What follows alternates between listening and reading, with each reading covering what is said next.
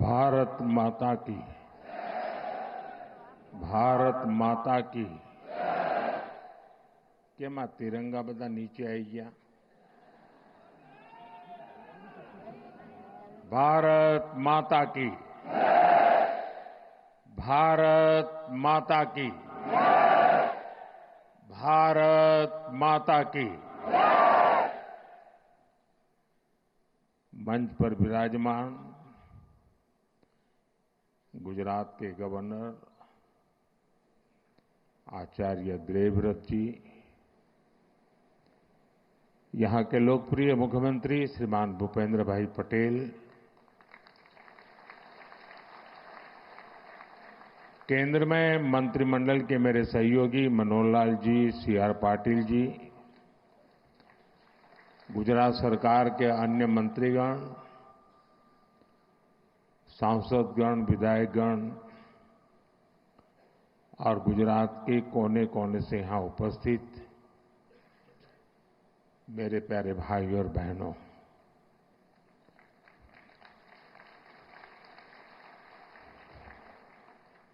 मैं 2 दिन से गुजरात में हूं।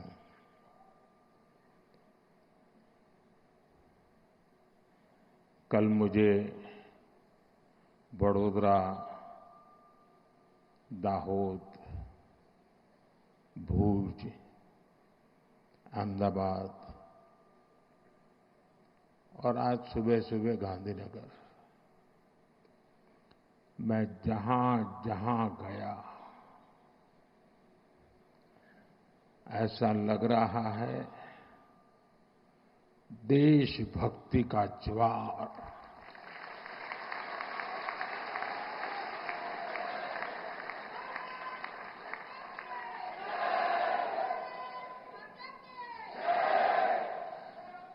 गर्जना करता सिंदूरिया सागर, सिंदूरिया सागर की गर्जना और लहराता तिरंगा जन मन के हृदय में मातृभूमि के प्रति अपार प्रेम, एक ऐसा नजारा था, एक ऐसा दृश्य था। और ये सिर्फ गुजरात में नहीं, हिंदुस्तान के कोने कोने में है।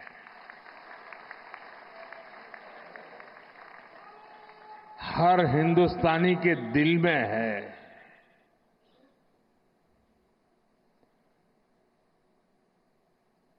शरीर कितना ही स्वस्थ क्यों न हो, लेकिन अगर एक कांटा चुभता है तो पूरा शरीर परेशान रहता है। अब हमने तय कर लिया है उस कांटे को निकाल के रहेंगे।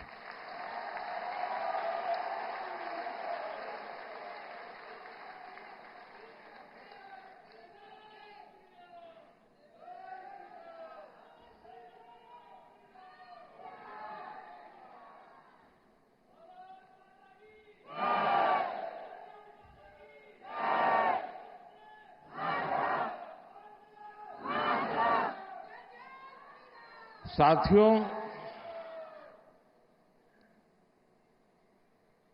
1947 में जब मां भारती के टुकड़े हुए,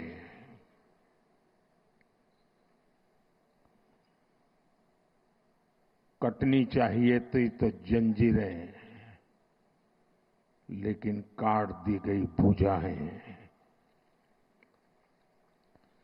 देश के 3 टुकड़े कर दिए गए।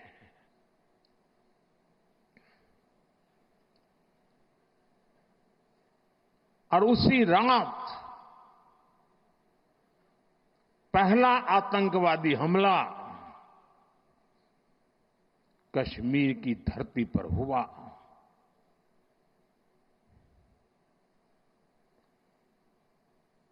मां भारती का एक हिस्सा आतंकवादियों के बलबूते पर मुजाहिदों के नाम पर पाकिस्तान ने हड़प ले लिया।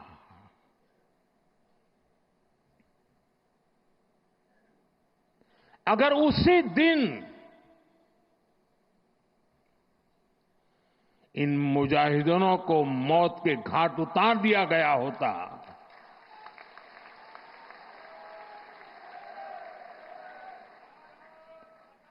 और सरदार पटेल की इच्छा थी कि पीओके वापस नहीं आता है तब तक सेना रुकनी नहीं चाहिए, लेकिन सरदार साहब की बात मानी नहीं गई और ये मुजाहिदीन जो लहू चख गए थे वो सिलसिला 75 साल से चला है। पहलगाम में भी उसी का विकृत रूप था। 75 साल तक हम जेलते रहे और पाकिस्तान के साथ जब युद्ध का नौबत आई, तीनों बार भारत की सैन्य शक्ति ने पाकिस्तान को धूल चटा दी।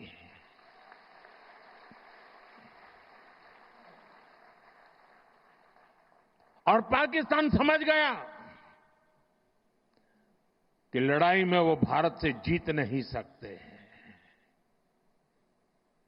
और इसलिए उसने प्रॉक्सी वॉर चालू किया। सैन्य प्रशिक्षण होता है, सैन्य प्रशिक्षित आतंकवादी भारत भेजे जाते हैं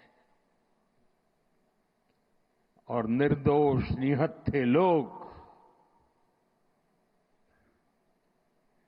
कोई यात्रा करने गया है, कोई बस में जा रहा है, कोई होटल में बैठा है, कोई टूरिस्ट बन के जा रहा है, जहां मौका मिला वे मारते रहे, मारते रहे, मारते रहे और हम सहते रहे। आप मुझे बताइए, क्या ये अब सहना चाहिए? क्या गोली का जवाब गोले से देना चाहिए? ईंट का जवाब पत्थर से देना चाहिए? ये कांटे को जल मुर्द से उखाड़ देना चाहिए?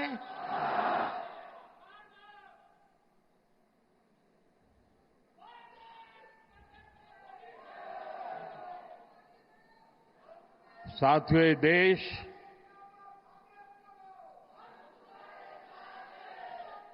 उस महान सांस्कृतिक परंपरा को लेकर के चला है, वसुधैव कुटुंबकम। ये हमारे संस्कार है, ये हमारा चरित्र है, सदियों से हमने इसे जिया है। हम पूरे विश्व को एक परिवार मानते हैं। हम अपने पड़ोसियों का भी सुख चाहते हैं, वे भी सुख चैन से जिए, हमें भी सुख चैन से जीने दे।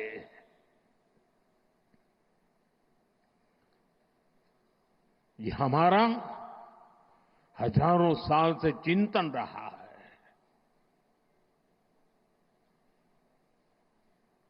लेकिन जब बार बार हमारे सामर्थ्य को ललकारा जाए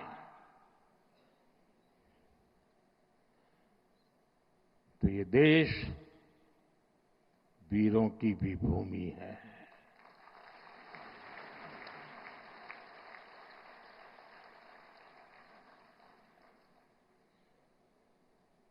आज तक जिसे हमें प्रॉक्सी वॉर कहते थे,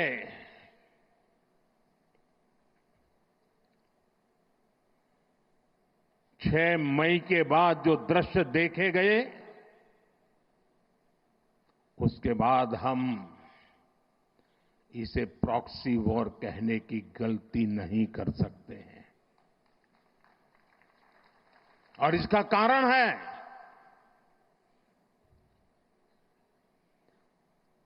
जब आतंकवाद के 9 ठिकाने तय करके 22 मिनट में, साथियों 22 मिनट में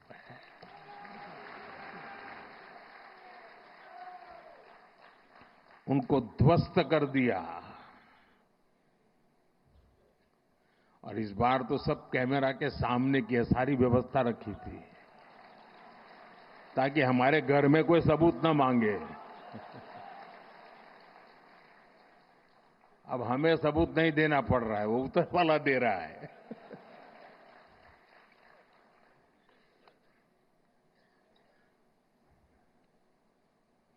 और मैं इसलिए कहता हूं अब ये प्रॉक्सी वॉर नहीं कह सकते इसको, क्योंकि जो आतंकवादियों के जनाजे निकले 6 मई के बाद जिनका कत्ल हुआ,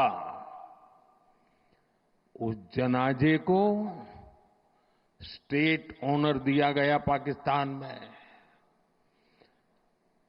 उनके कॉफिन पे पाकिस्तान के झंडे लगाए गए, उनकी सेना ने उनको सैल्यूट दी। ये सिद्ध करता है कि आतंकवादी गतिविधि प्रॉक्सी वॉर नहीं है, ये आपकी सोची समझी युद्ध की रणनीति है। आप वॉर ही कर रहे हैं तो उसका जवाब भी वैसे ही मिलेगा।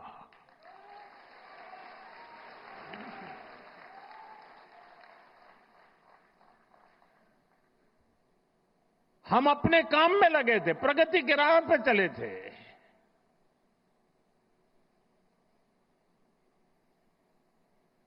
हम सबका भला चाहते हैं और मुसीबत में मदद भी करते हैं।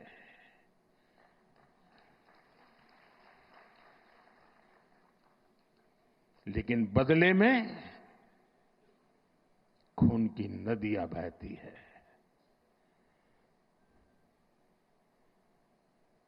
मैं नई पीढ़ी को कहना चाहता हूं,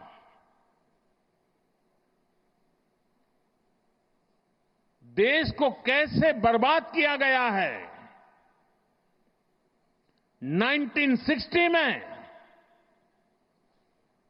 जो इंडस वाटर ट्रीटी हुई है, अगर उसकी बारीकी में जाएंगे तो आप चौंक जाएंगे। यहां तक तय हुआ है उसमें कि जो जम्मू कश्मीर की अन्य नदियों पर डैम बने हैं, उन डैम का सफाई का काम नहीं किया जाएगा, डिसिल्टिंग नहीं किया जाएगा, सफाई के लिए जो नीचे की तरफ गेट है वो नहीं खोले जाएंगे। 60 साल तक ये गेट नहीं खोले गए और जिसमें 100% पानी भरना चाहिए था, धीरे धीरे इसकी कैपेसिटी कम हो गई, 2%, 3% रह गया। क्या मेरे देशवासियों को पानी पर अधिकार नहीं है क्या? उनको उनके हक का पानी मिलना चाहिए, नहीं मिलना चाहिए क्या? और अभी तो मैंने कुछ ज्यादा किया नहीं है।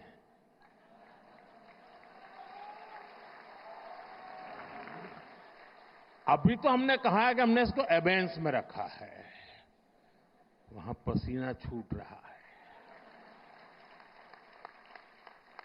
और हमने डैम थोड़े खोल करके सफाई शुरू की,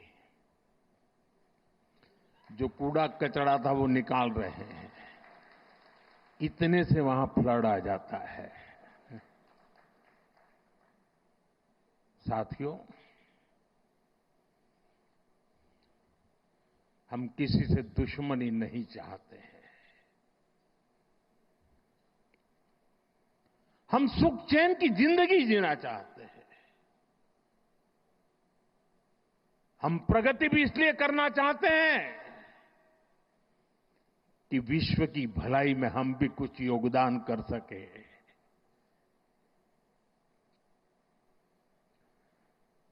और इसीलिए हम एक निष्ठ भाव से कोटि कोटि भारतीयों के कल्याण के लिए प्रतिबद्धता के साथ काम कर रहे हैं। कल 26 मई था।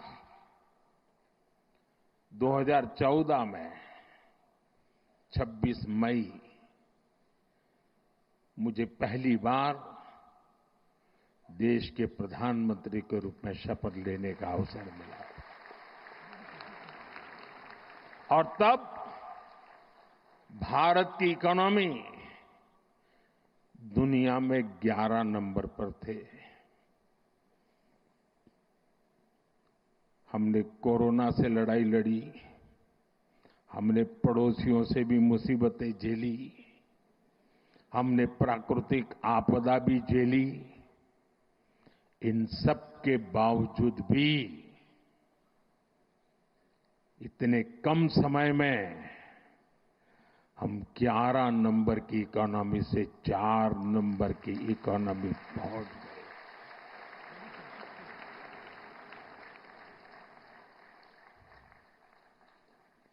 क्योंकि हमारा ये लक्ष्य है, हम विकास चाहते हैं, हम प्रगति चाहते हैं।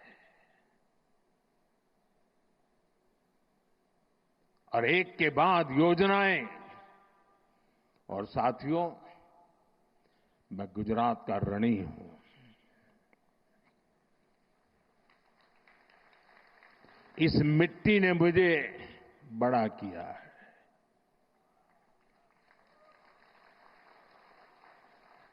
यहां से मुझे जो शिक्षा मिली, दीक्षा मिली, यहां से जो मैं आप सबके बीच रह करके सीख पाया, जो मंत्र आपने मुझे दिए, जो सपने आपने मेरे में संजोए, मैं उसे देशवासियों के काम आए इसके लिए कोशिश कर रहा हूं।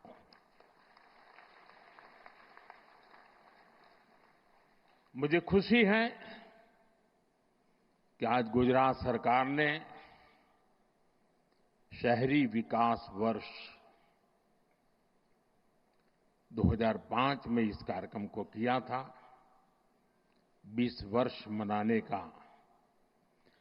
और मुझे खुशी इस बात की हुई कि 20 साल के शहरी विकास की यात्रा का जयगान करने का कार्यक्रम नहीं बनाया। गुजरात सरकार ने उन 20 वर्ष में से जो हमने पाया है, जो सीखा है, उसके आधार पर आने वाले शहरी विकास को नेक्स्ट जनरेशन के लिए उन्होंने उसका रोड मैप बनाया। और आज वो रोड मैप गुजरात के लोगों के सामने रखा है।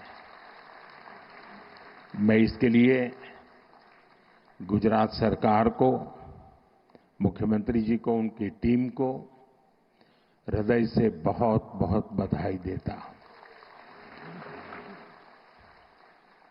साथियों, हम आज दुनिया की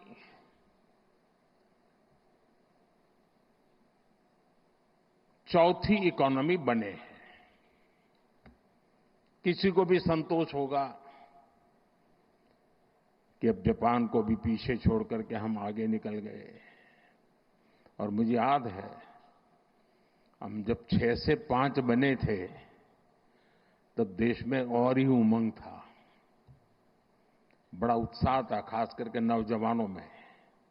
और उसका कारण ये था कि 250 साल तक जिन्होंने हम पर राज किया था ना, उस यूके को पीछे छोड़ करके हम 5 बने थे। लेकिन अब 4 बनने का आनंद जितना होना चाहिए, उससे ज्यादा 3 कब बनोगे इसका दबाव बढ़ रहा है।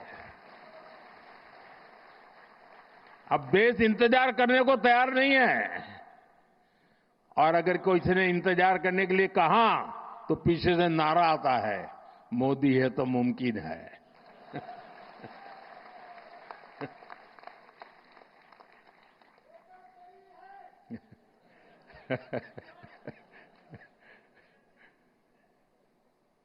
और इसलिए साथियों,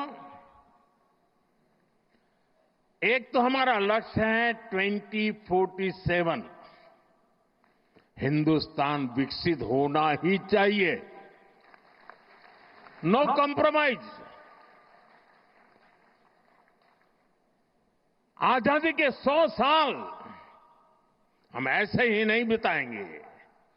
आजादी के 100 साल ऐसे मनाएंगे कि दुनिया में विकसित भारत का झंडा फहरता होगा।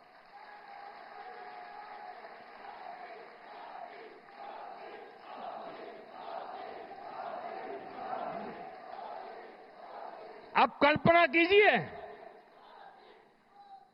1920, 25, 30, 40, 42 उस कालखंड में चाहे भगत सिंह हो, सुखदेव हो, राजगुरु हो, नेताजी सुभाष बाबू हो, वीर सावरकर हो, श्यामजी कृष्ण वर्मा हो, महात्मा गांधी हो, सरदार पटेल हो,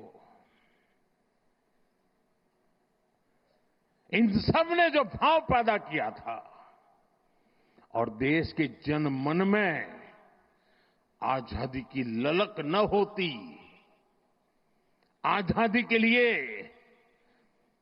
जीने मरने की प्रतिबद्धता न होती,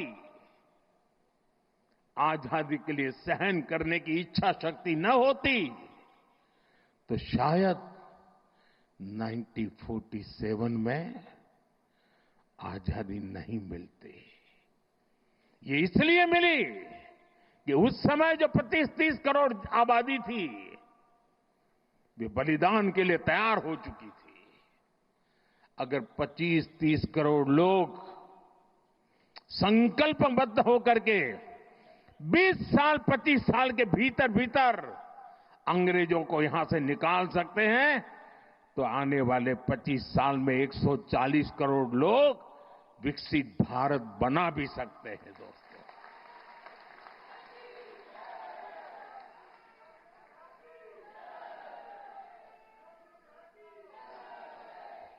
और इसलिए 2030 में जब गुजरात के 75 वर्ष होंगे, मैं समझता हूं कि हमने अभी से 30 में होंगे ना, 35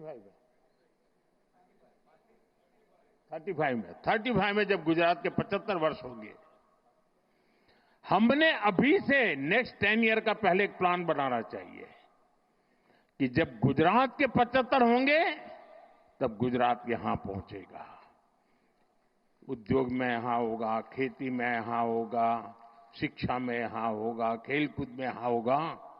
हमें एक संकल्प ले लेना चाहिए, और जब गुजरात 75 का हो, उसके 1 साल के बाद जो ओलंपिक होने वाला है, देश चाहता है कि वो ओलंपिक हिंदुस्तान में हो।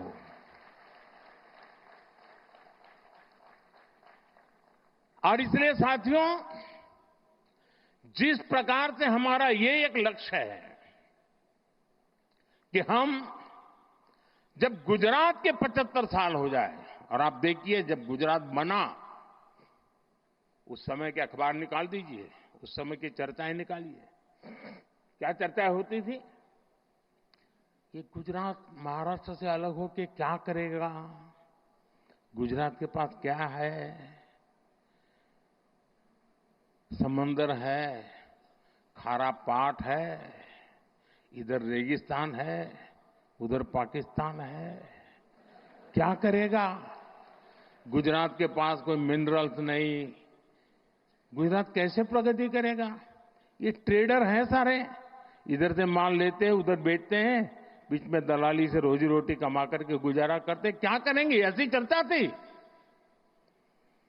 वही गुजरात जिसके पास एक जमाने में नमक से ऊपर कुछ नहीं था, आज दुनिया को हीरे के लिए गुजरात जाना जाता है।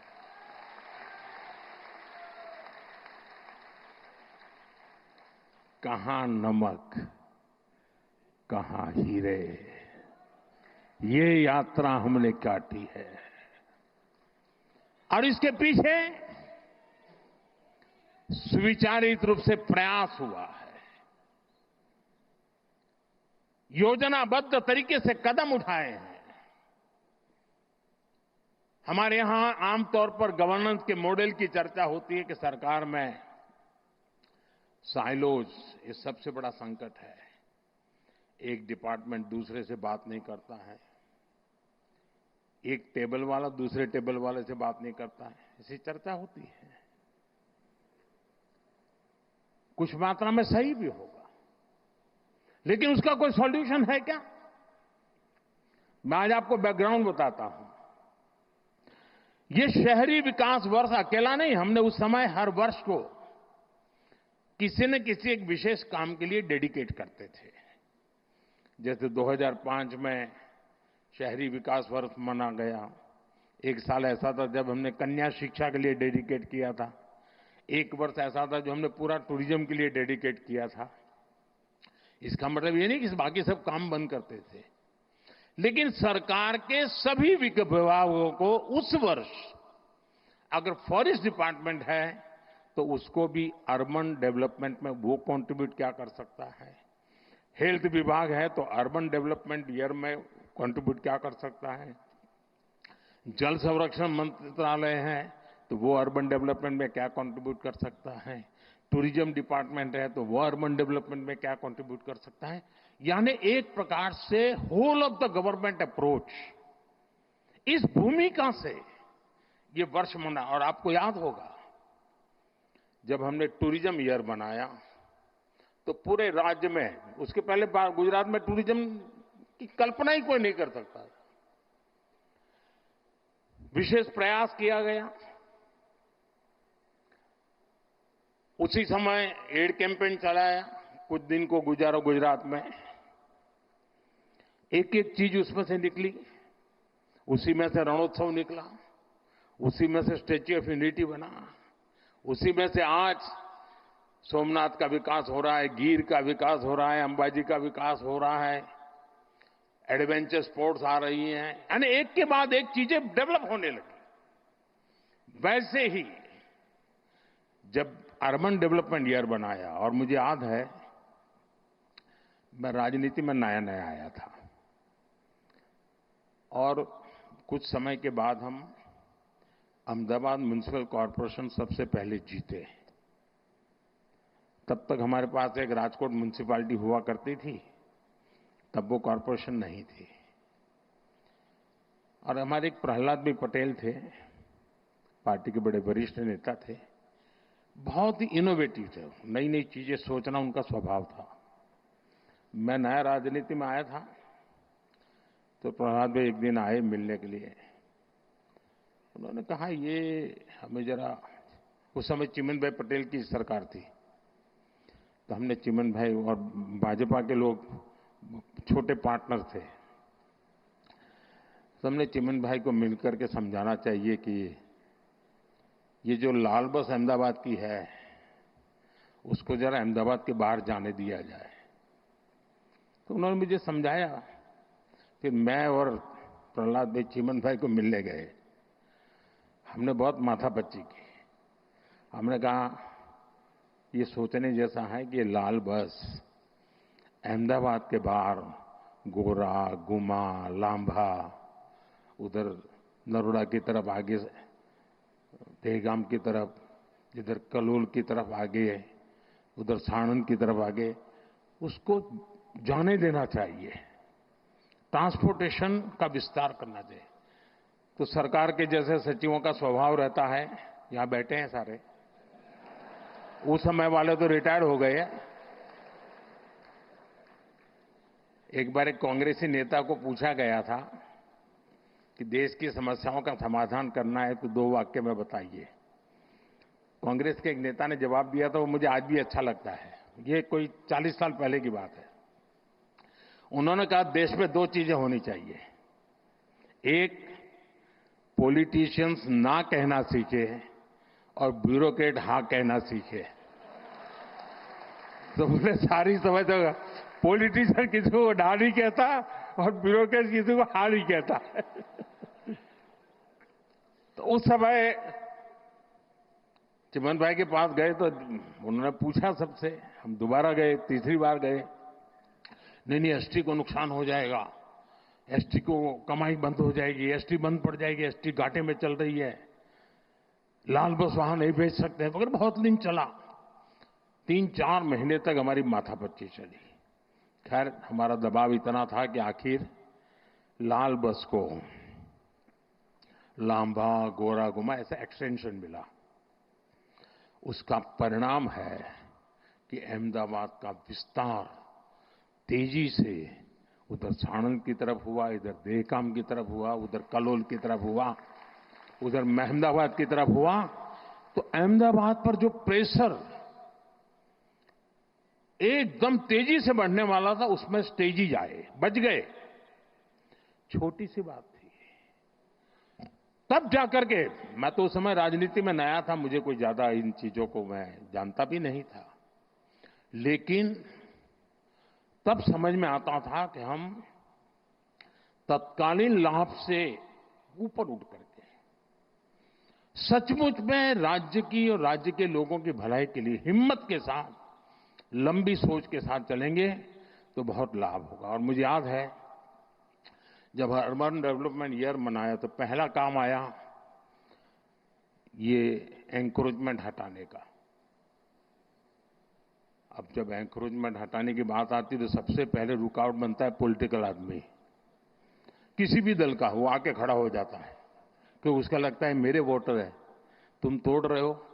और अफसर लोग भी बड़े चतुर होते हैं, जब उनको कहते हैं कि ये सब तोड़ना है तो पहले जाकर को हनुमान जी का मंदिर तोड़ते हैं। तो ऐसा तूफान खड़ा हो जाता है कि कोई भी पॉलिटिशियन डर जाता है, उसको लगता है ये हनुमान जी का मंदिर तोड़ दिया। वो हमने बड़ी हिम्मत दिखाई। उस समय हमारे आईके शायद अर्बन मिनिस्टर थे, और उसका परिणाम ये आया कि रास्ते चौड़े होने लगे तो जिसका 2 फुट 4 फुट कटता था वो चिल्लाता था, लेकिन पूरा शहर खुश हो जाता था। इसमें एक स्थिति ऐसी बनी, बड़ी इंटरेस्टिंग है। अब मैंने तो 2005 अर्बन डेवलपमेंट ईयर घोषित कर दिया। उसके लिए कोई 80-90 पॉइंट निकाले थे, बड़े इंटरेस्टिंग पॉइंट है। तो पार्टी से ऐसे ही मेरी बात हुई थी कि भाई ऐसा एक अर्बन डेवलपमेंट ईयर होगा, जरा सफाई वगैरह के कामों में सबको जुड़ना पड़ेगा सब। लेकिन जब ये तोड़ना शुरू हुआ तो मेरी पार्टी के लोग आए, ये बड़ा सीक्रेट बता रहा हूं मैं। उन्होंने कहा साहब ये 2005 में तो अर्बन बॉडी की चुनाव है, हमारी हालत खराब हो जाएगी, ये सब चारों तरफ तोड़फोड़ चल रही है। मैंने कहा यार भाई ये तो मेरे ध्यान में नहीं रहा, और सचमुच में मेरे ध्यान में वो चुनाव था ही नहीं। अब मैंने कार्यक्रम बना दिया। अब साहब मेरा भी एक स्वभाव है,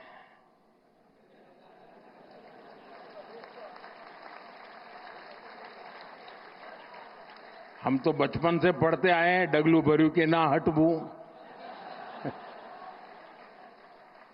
तो मैंने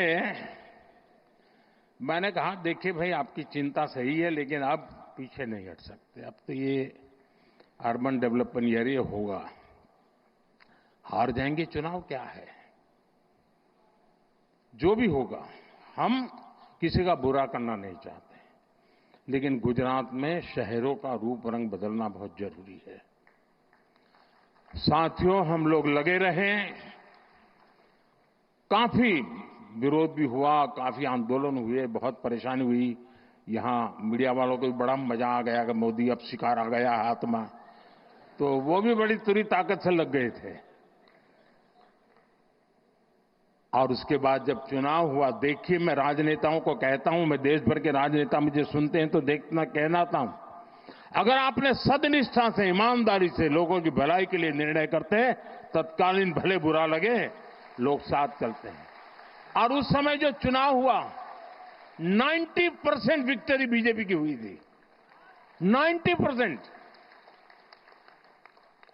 यानी लोग जो मानते हैं कि जनता ये नहीं जाए। और मुझे याद है अभी ये जो यहां अटल ब्रिज बना है ना, तो मुझे ये साबरमती रिवर फ्रंट पे, तो पता नहीं क्यों मुझे उद्घाटन के लिए बुलाया था।